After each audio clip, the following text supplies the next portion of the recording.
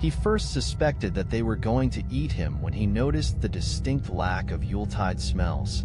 It wasn't perhaps a conscious thought, at least not one which had been fully realized, but there was a clear growing uneasiness within him. Somehow he just knew. Surely if a family invited you for Christmas dinner, the house would be filled with the wonderful aromas associated with that annual feast. Succulent roast turkey, honey-glazed vegetables, perhaps the fumes of mulled wine or a brandy-covered Christmas pudding. But no, all of these were absent. Yet the table was set. It was a particularly bleak Christmas, and while snow was often welcome at that festive time of the year, the penetrating cold and frost which seemed to sabotage both homes and their residents' bodies was not. The temperature had plummeted on the 7th, and there had been little sign of any forthcoming reprieve. Families attempted as best they could to reach one another, but for many it was to be a lonely Christmas day. Travel, especially for the elderly, was almost impossible for fear of slipping on the ice. One fall was all it would take for a broken hip or shoulder, and for the more fragile individuals amongst them, recovering from such an injury was not an easy task. Certainly not as easy as it would be for those of a younger vintage. The Cardinal family had taken pity on an elderly gentleman who had recently moved into the neighborhood only a few streets away. They were of an upstanding stock and took part in a local home help initiative, spending time with the old and vulnerable. Everyone knew and loved them. Timmy was the youngest, a boy of only 5 or 6. He was a child whom all looked upon with great adoration, never complaining, never causing trouble, always adorable. And his 10-year-old sister, Camilla, was equally as admired. They were both a testament to the caring and nurturing parenting skills of Ben and Lucy Cardinal. Each year as the cold winter drew in, the Cardinal family were admired for their dedication and commitment to those around them. Their passion, almost zeal for helping those who were less fortunate. But behind the smiles and the skin-deep facade of that of a loving family lurked a far more sinister purpose. They had a tradition each year, a way to reward themselves for their kindness and generosity, one which stemmed back through many previous generations of the Cardinal family. Each Christmas they would invite a guest for dinner who would be welcomed with open arms into their home, sat down at a beautifully set table, provided with humorous and enjoyable Christmas conversation, and then by the light of the roaring fire, the guest would be stabbed to death and eaten gratefully.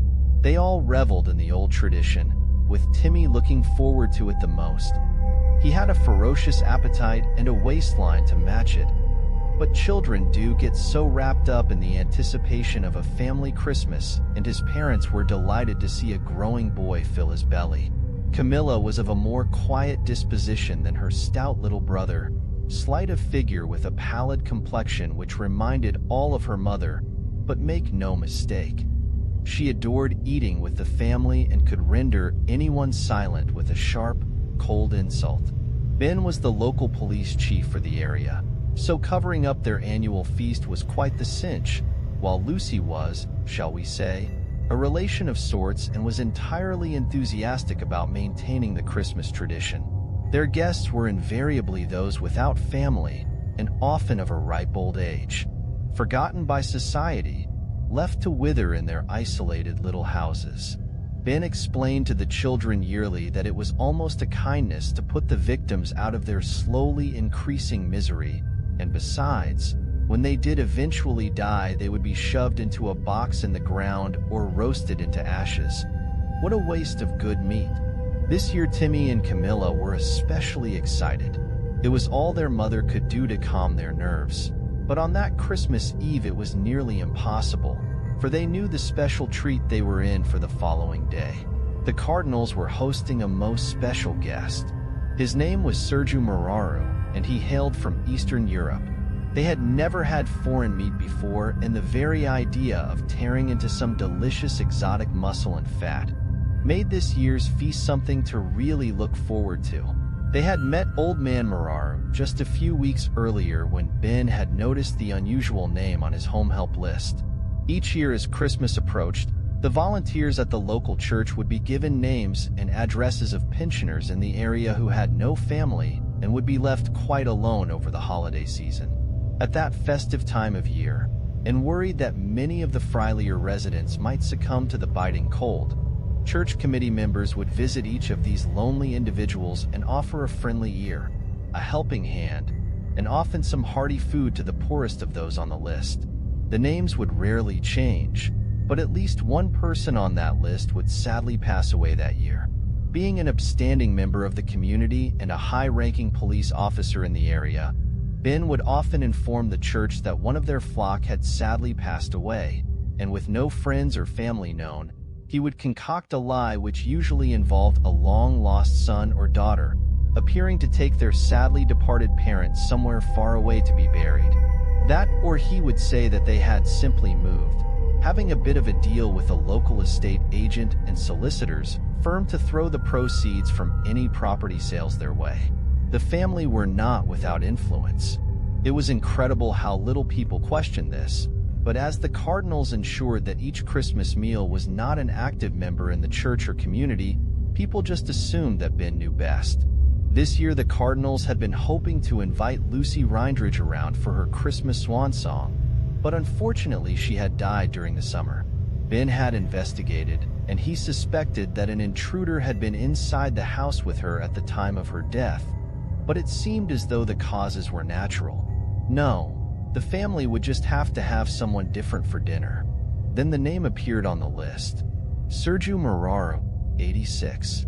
Slight emphysema, no family. Knows no one in the area as he has only recently moved here. Perfect. Ben found Mr. Marraro to be an absolute delight. While he was obviously very frail, his mind was still sharp, and he regaled Ben with numerous colorful stories about the old country and the adventures he had while in the full bloom of youth. Of particular interest were his war stories, and Ben was thrilled to know that their main course would be that of an intelligent, well-traveled man. He even looked unlike any of the previous victims. He was quite tall, although slightly hunched with age, and with a long, crooked nose and intense stare. Ben fancied that in his youth Marraro would have been quite intimidating.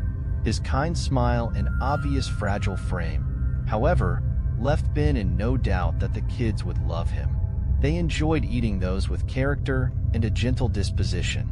He always enjoyed the meat more if it had a keen mind and was out of the ordinary, as the family religion, one which had managed to stay unseen yet influential throughout the centuries, stated that the eating of another human being would transmit some of its strengths to those whom devoured it.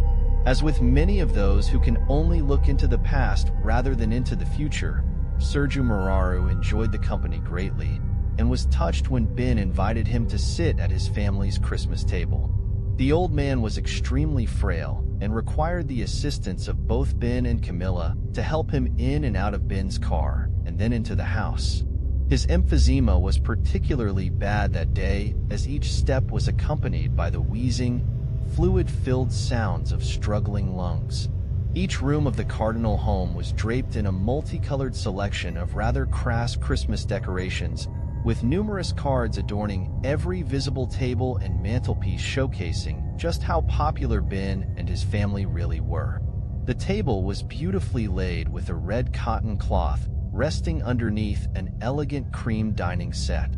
The old man found that the rest of Ben's family were just as pleasant and congenial as he was. Timmy and Camilla were kind and very well behaved for their age, helping the frail old man to his chair carefully and then waiting on him, topping up his drink as their mother and father busied themselves in the kitchen. Finally, Lucy appeared carrying a huge centerpiece plate. It was unusually large, and as she sat it in the middle of the table, empty and devoid of food, old man Marraro caught a look on Lucy's face. It was brief, and he immediately attempted to disregard it as a product of his imagination, but it unsettled him deeply. It was as if a private joke had passed between the eyes of Lucy and her children, a flicker of a grin, and not one of kindness or of Christmas spirit, but rather one resembling that of a conspiratorial bully. as if Sergiu was the unwitting recipient of some unwholesome prank, waiting to be ridiculed. Just as the unease began to diminish, Ben appeared with a large jagged carving knife and a long, two-pronged fork which reminded Sergiu more of a butcher's implement than that required to cut a decent-sized turkey. A turkey which became increasingly conspicuous by its absence. There they sat for over an hour, each member of the cardinal family replenishing the old man's drink with enthusiasm and showing concern for every and each cough or moment of uncomfortable breathing experienced by their guest. But it was a strange concern. There they sat gleefully, asking Marara questions and then listening to the stories and answers which came about his life, where he had lived, how many battles he had fought in. But the interest and concern seemed to be distant somehow. It was only skin deep. Each time their guest mentioned the old country, those same conspiracy-laden glances were traded across the table, as if excited, not by the content of the stories, but rather by the simple fact that Mararu was a foreigner. The absence of not only food, but that of the mere mention of it was unsettling enough. But what was more perplexing was that Ben repeatedly stole looks towards an antique clock which sat on a mantelpiece above the fire. Looks which were poorly hidden and betrayed their purpose. He was counting down the minutes to some event. While the old man had no idea what that event was, the certainty was apparent that it was not connected to anything cooking in the kitchen oven. Mararu knew that there was simply no food being roasted, grilled, or even cooled on a window ledge nearby. Whatever was being planned, it was not going to involve him eating a Christmas meal. It was Camilla who stopped smiling first at his anecdotes and historical observations. She had ceased listening. No longer was she politely laughing at obvious jokes and the endearing sight of an old man repeating himself through forgetfulness. Camilla was simply staring with those pinpoint cold dark eyes. As a snake before a strike, Timmy was next to abandon the act as he began to grin menacingly at Sergiu, as his hands gripped a small, serrated steak knife intensely. The most alarming thing was that the focus of Timmy's stare was not the old man's face, but his wrinkled neck. With one last glance at the clock, Ben ceased being the jovial, attentive host and began to run his fingers along the huge carving knife in front of him, with a mixture of anger and lust upon his face. Sergiu had seen many things in his time, but nothing as surprisingly strange and unnerving as this. Finally, when the clock began to chime, Lucy relinquished her false, endearing shell and exposed the cold-hearted and twisted personality which lay beneath. As the chimes slowly rang throughout the house, one by one, echoing and lonely and piercing in their symbolism, each of the cardinals rose up from their chairs, sharp, jagged knives in hand, and waited. The chime rang once, and they uttered an indecipherable phrase in unison. The chime rang twice, and they increased their cult-like chorus in ferocity and volume. The chime rang 3 times, and then they stopped. All were silent, the house devoid of sound, Christmas spirit, and that of hope. The old man's wheezing grew in intensity as the uniquely bizarre sight of the twisted family about to dine dawned upon Sergiu. The family then quietly and efficiently walked around the dining table and stood motionless, surrounding their guest.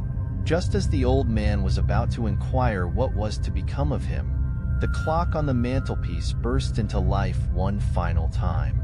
The chime was different from the others. It was sharper, somehow fouler, and echoed once and once only throughout the cardinal home. From behind, Lucy slit the old man's throat from ear to ear as Ben thrust his carving knife deep into Sergiu's stomach. Both parents then removed their knives and stood back watching with pride as Camilla cut and stabbed repeatedly, while Timmy thrust his steak knife in and out of Mararu's legs, neck and arms. After a few minutes, the frenzy diminished as both children grew tired, and with one last downward thrust, Timmy drove his steak knife so deeply into the old man's hand that it skewered it completely, embedding itself into the table on which the hand rested. The children now ran to their parents' collective embrace. They hugged and rejoiced in what was a fantastic Christmas game, and now could look forward with delight to some succulent exotic meat. Arms wrapped around one another, they stared at their victim and began to laugh loudly, commenting on the old fool stories of times gone by, the war, and the old country. As they turned to each other once more, the laughter diminished and they looked into each other's rosy, blood-covered faces and shared a family moment. This had been one of Ben's favorite sacrifices, but the laughter had not completely ceased. One person was still laughing loudly. Confusion turned to abject horror as the bizarre truth revealed itself. It was Mr. Muraru, sitting covered in blood, his head tilted back and the deep cut in his throat wide open. The dinner guest laughed loud and strong, a laugh which was both young and old. His head arched forward as he pulled Timmy's steak knife out of his hand, dropping it on the floor. Camilla screamed, as Lucy hid behind Ben. What they thought to be a corpse now stared at them all, as they had stared at it with a singular purpose.